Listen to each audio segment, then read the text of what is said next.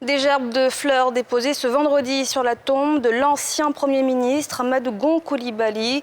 Décédé le 8 juillet dernier, le RHDP a tenu à lui rendre hommage quelques jours après la prestation de serment du chef de l'État. Le parti lui a dédié cette victoire, lui qui avait été désigné pour succéder au président Alassane Ouattara. Pierre Dipomela.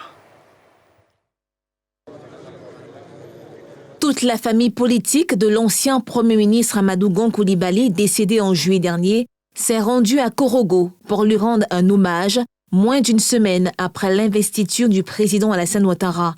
Lecture de Coran, prières et invocations ainsi que la pose d'une gerbe de fleurs sur la tombe du défunt ont marqué ce pèlerinage. Adama Bictogo, directeur exécutif du RHDP, a, à cette occasion, lancé un appel aux membres du parti à s'inspirer des valeurs et des idéaux de l'ex-dauphin du président Ouattara.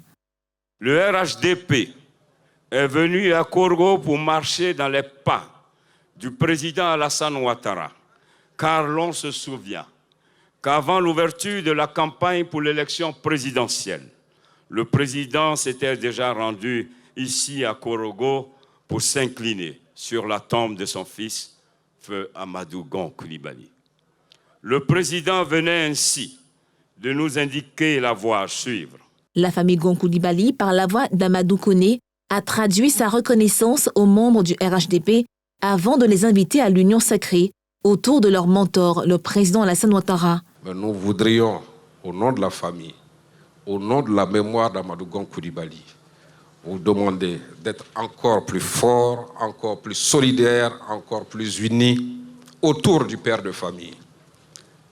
Parce que nous, dans l'éducation que nous avons reçue, éducation que nous détenons du bois sacré, donc du Poro, quand vous avez un chef qui est le chef de famille, il faut que tous les enfants demeurent unis derrière le chef de famille. C'est cette voie que Amadou Gon Coulibaly nous a indiquée.